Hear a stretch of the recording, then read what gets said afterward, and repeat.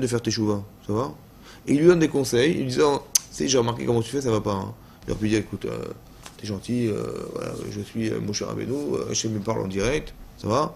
Je sais ce que je fais, voilà, je m'occupe du Klal Israël, je donne la chod, etc. Il leur dit beaucoup. C'est une bonne réflexion, mais bon, reviens demain. Vaishma, il entend. Ouais, il entend, c'est-à-dire qu'il est capable d'écouter, ça le transforme. Mais qu'est-ce qu'il a pu entendre? Vous avez compris, à quoi il est sensible, Moshe Rabbeinu? Voilà. C'est marqué Vaishma l'école chotno. C'est quoi le son? Le son de la voix de Moshe de Yitro. Qu'est-ce qu'il entend? Il entend des sons. C'est quoi ce son là? Il entend une voix. Non, j'écoute pas une voix, j'entends un coup. Le contenu de la voix du son, c'est quoi? C'est le conseil qui est dedans, n'est-ce pas? Pourquoi la Torah dit il a entendu la voix, il n'a pas entendu le conseil de son beau-père? C'est quoi le son, la voix? Voilà. En de là, j'ai voulu dire une chose comme ça. Vous savez ce qui est marqué là-bas? Il y a marqué que plus qu'on imagine, plus que l'idée même, il y a un son. Ça veut dire qu'il y a comme une musique, il y a comme une mélodie dans ce qu'on raconte. Ça veut dire qu'il y a une sensibilité qui est développée chez Yitro, ton beau-père, et ça, c'est exprimé par un sentiment qu'on retrouve dans la voix d'Yitro. Vaishma l'école, il entend le son. C'est quoi le son?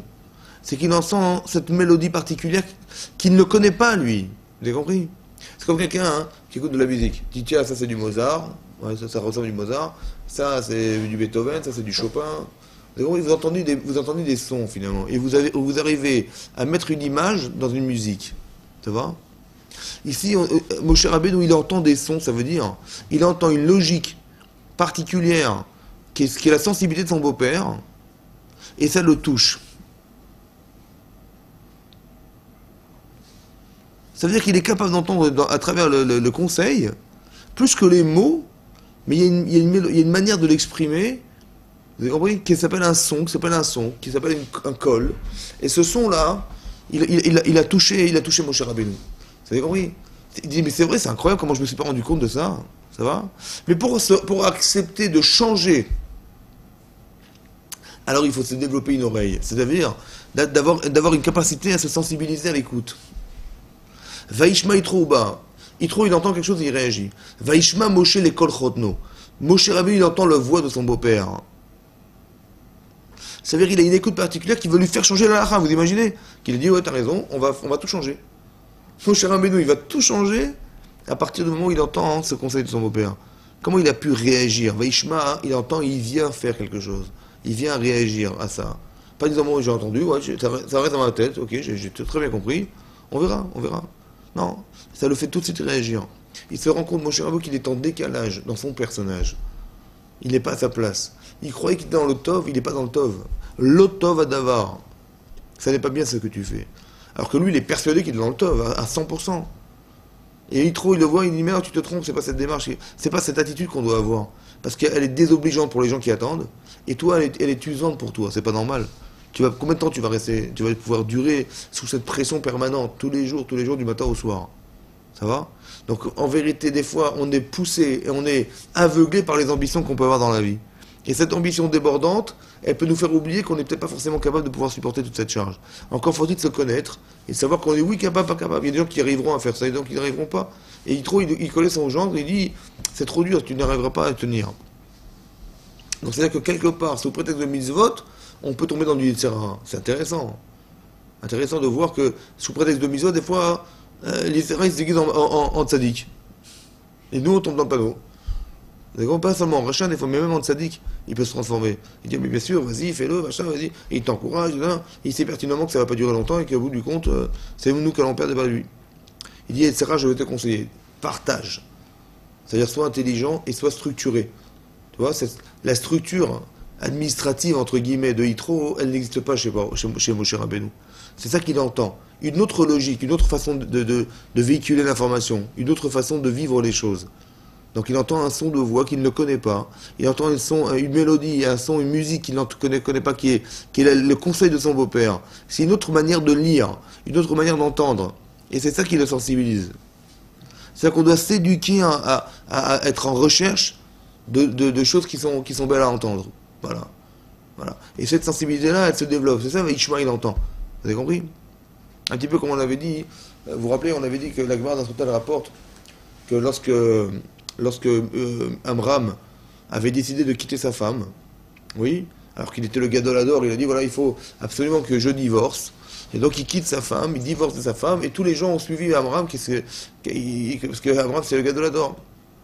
Et tout le monde a divorcé de son épouse. Maintenant, pourquoi il avait divorcé? Parce qu'il s'était dit, voilà, aujourd'hui, Paro, il décrète une loi effroyable, il dit, voilà, tous les enfants qui vont naître, tous les garçons qui naîtront, on les jettera dans le Nil. Ça va? Maintenant, lui, il se sépare, comme un exemple, en disant, hein, il faut surtout pas avoir des enfants, parce que les enfants qui vont naître, on va les jeter au Nil. On n'a pas le droit. Ça va? Maintenant, sa fille, Myriam, elle vient, hein, elle dit, je comprends pas ton attitude. Tu fais pire que Paro. La Gemara dit pourquoi? Parce que Paro, il a décrété que les garçons mourront, mais les filles, elles vivront. Or, toi, en te refusant d'en avoir des enfants, tu n'auras ni garçon ni fille. Donc, dans le doute, tu devrais pouvoir avoir des enfants. Tu empêches les gens d'avoir des enfants, c'est ce qu'il lui dit. Maintenant, deuxièmement, ça c'est vrai. Donc ça c'est vrai. Donc les filles qui devraient naître, elles ne sont pas nées. Il dit pire que ça. C'est que même au pire, les garçons qui mourront, ils auront leur lavaba, puisqu'ils sont nés. Mais si tu te refuses d'en avoir, ils auront ni le monde, ce monde-ci, ni le monde futur. Donc tu fais pire que Paro. Pire parce que tu empêches les filles d'exister, pire parce que tu empêches les garçons d'arriver au lavaba. Et là-bas, la Gemara dit qu'il a embrassé le visage de sa fille, et il lui a dit, Chazak, tu as raison, et donc il réépouse sa femme, et c'est qui est marqué, Vaikar, Ish mi Bet Levi, donc il a épousé un homme de la tribu de Lévi, Vaikar et Bet Levi, il prend une fille de Lévi, et de là, Ene Moshe Rabbeinu. Ça va? Voilà. Mais comment ça fait qu'il n'a pas compris, qu'est-ce qu'il n'avait pas compris au départ, Amram? C'est logique ce qu'elle dit, oui. C'est logique parce que, quelque part, les filles devraient naître et il les empêche de vivre, ça va? Et deuxièmement, même si les garçons vont mourir, ils vont arriver au Lamaba, alors que là, ils iront jamais au Lamaba parce qu'ils ne sont pas nés, ça va? Comment ça fait qu'il n'a pas compris ça, Amram? Qu'est-ce qui lui manquait? Il dit, ouais, t'as raison, et il embrasse sa fille. Il dit, elle a raison, bien sûr, il va changer la halakha. Il avait décrété que tout le monde devait divorcer de sa femme. Il va changer la halakha, hein, parce que sa fille a raison. Il entend quelque chose d'autre. Qu'est-ce qu'il a pu... Pourquoi il n'avait pas compris au départ, hein? Qu'est-ce qu'il n'avait pas compris au départ, hein? Il raisonnait comme un adulte. Ouais, voilà ce qu'on avait dit. On avait dit, parce que Amram, il raisonne comme un adulte, c'est-à-dire, quelle est ma responsabilité de père? Il dit, est-ce que j'ai le droit d'avoir des enfants et d'être un vecteur d'assassinat d'enfants, moi? Hein, j'ai le droit. Hachem m'a dit, il faut avoir des enfants.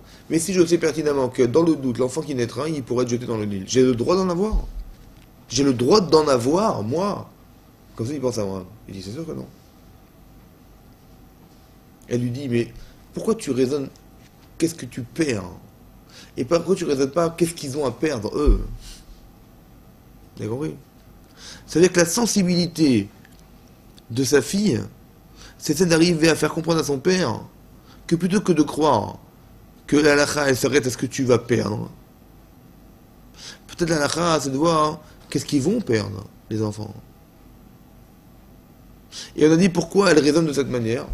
Parce que lui raisonne comme un père, et elle raisonne comme une enfant. Elle dit, mais moi, si j'avais été à la place de ces enfants qui vont mourir, j'aurais réagi autrement, j'aurais peut-être voulu vivre. Elle raisonne comme une enfant qui est victime d'un faux choix de son père. Ça va? Alors que lui, il raisonne comme un adulte, comme un père, qui se dit, mais qu'est-ce qui m'incombe de faire? Vous avez compris la différence?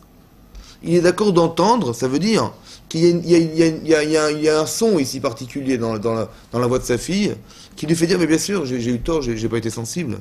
C'est ça le col, vous avez compris? C'est ça le son de la voix. On entend quelque chose qui nous sensibilise et qui peut nous permettre d'entendre, d'écouter un son particulier, une façon de voir particulière qui va nous faire réagir et nous faire changer d'avis. Ça va? C'est-à-dire que des fois on n'est pas préparé à changer, pourquoi? Parce qu'on ne sait pas entendre. On refoule l'autre. Mais vous imaginez dans le contexte, c'est sa petite fille qui vient lui dire, à sa fille qui a quelques mois, quelques années, elle lui dit, voilà papa je vais te conseiller. Mais lui c'est le Gadolador, tout le monde les yeux fermés, tout le monde écoute Abraham. Et un petit enfant, il va lui dire la halakha. Vous avez compris? Et il va s'effacer devant elle. il va être d'accord de l'écouter. Pire que ça, il va être d'accord de changer pour elle. C'est incroyable. Parce qu'elle a dit une chose qui est une vérité, il accepte la vérité. Il va se dire, il n'est pas dans l'orgueil de se dire, il dit, mais bon, et vous imaginez, je vais écouter ma fille, mais c'est une enfant, hein, je vais être ridicule. Non, il ne tombe pas dans le ridicule parce qu'il est émette. Ça veut dire que comme Moshe Rabbeinu, comme Yitro, ce sont des gens qui sont en recherche de vérité. Et des gens qui sont en recherche de vérité, ils sont capables de faire abstraction d'eux-mêmes pour la vérité. Quelqu'un qui n'est pas dans la recherche du vrai, il va se mettre en avant. Il va avoir peur de dire. Parce que si j'accepte, quelque part je suis faible. Moshe Rabbeinu, pareil. Il est d'accord d'écouter son beau-père. C'est incroyable. Alors que son beau-père, on lui apprend la sortie d'Égypte, vous imaginez. Et c'est lui qui va donner des conseils à celui qui est le maître de la Torah. C'est pas possible. Donc il faut avoir ce recul d'être d'accord d'entendre malgré tout. C'est ça la force. La force, c'est d'être capable d'écouter. Ok. Donc si on a compris ça, on va peut-être comprendre autre chose. Parce que là, ici, c'est marqué plus tard.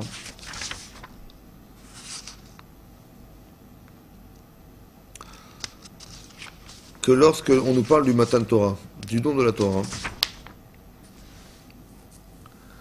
on nous dit comme ça. Marqué Vaidaber Elokim et kol advarim ma'ele les morts. Vaidaber Elokim, Hachem parle, et kol advarim.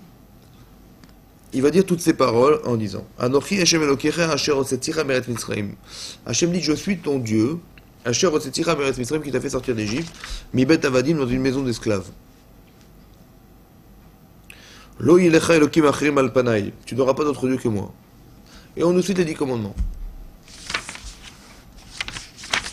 Et Rashi, là, ici, Rashi, il explique, il dit comme ça. Et kol advarim haele, toutes ces paroles, vaidaber Elokim, et kol advarim haele. Il a dit toutes ces paroles. Donc, il va nous citer les 10 commandements, ça va?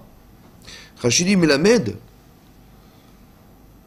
Shamar, Akadosh Baruch Hu, Aseret Adibrot, Bedibur Echad. Pourquoi il est marqué, il va dire kol advarim haele, toutes ces paroles, oui? Mais la Med, c'est pour nous apprendre qu'Akadosh Baruch Hu, il a dit 10 paroles, les 10 commandements, Bedibur Echad, en une parole. Il a dit 10 choses en une. Mashiyev Shaladam Lomarken, chose qui est impossible au niveau humain. Rachid dit que c'est impossible de dire 10 paroles en une parole. Imken, c'est ainsi. Matabud Lomar, Od Anochi Hashem Elohidecha. Demande le Midrash. Alors si c'est comme ça, pourquoi Kadosh Baruch Hu ensuite il a dit je suis ton Dieu qui t'ai fait sortir d'Égypte? Il a déjà tout dit en une parole. Pourquoi après il a besoin de dire je suis ton Dieu qui t'ai fait sortir d'Égypte, tu n'auras pas d'autre Dieu que moi, etc. etc. Pourquoi? Alors qu'il avait déjà tout dit. Rachidi, il est revenu sur ce qu'il avait dit au départ pour expliciter ce qu'il avait dit. Voilà. Ça va? Je comprends pas. Je comprends pas. Pourquoi Kadosh Baruch Hu s'adresse comme ça à nous? Il va dire 10 paroles en une. Mais de toute façon, on est incapable. On n'est pas outillé pour comprendre. Ça sert à rien. On n'est pas outillé pour comprendre ce genre de discours. Parce que 10 paroles en une parole, un homme, il réfléchit pas comme ça. Il n'arrive pas à parler comme ça. Il a dit des mots comme ça. On n'a rien compris. Pourquoi Kadosh Baruch Hu s'adresse à nous de façon inintelligible? Il a dit 10 paroles en une parole, mais c'est incompréhensible. Et après, vous savez quoi? Après, il va nous expliquer ce qu'il a dit. Mais je comprends pas. Ou tu m'expliques depuis le départ, très bien, comme tu penses. T'as pas besoin de tout me dire pour ne rien me dire. Vous avez compris? Parce qu'on n'a rien compris. Et après qu'il ait tout dit, alors il va décanter son discours en disant, voilà, vous savez ce que j'ai dit au départ? J'ai dit ça, après j'ai dit ça, après j'ai dit ça. Les Aseret Adibrot, il va les dire en Dibur Echad, en un seul discours, en une seule parole, en un seul mot. Des choses qu'on est incapable de comprendre. Et après, Akadosh Baruch Hu, qu'est-ce qu'il a fait? Il a explicité chaque Dibur Vedibur, chaque parole et parole. Aseret Adibrot, des 10 commandements. Ça va? Mais pourquoi Hachem il a cette démarche? Je ne comprends pas. Pourquoi Akadosh Baruch Hu, il est obligé de tout dire alors qu'on n'a rien compris? Et après, il va décanter ce qu'il a voulu dire, mais c'était inintéressant. Si c'était pour nous impressionner, bon, je veux bien, mais au niveau de l'information, ça ne servait à rien. Pourquoi tout dire pour rien dire? Je ne comprends pas. Vous avez compris? À quoi ça sert?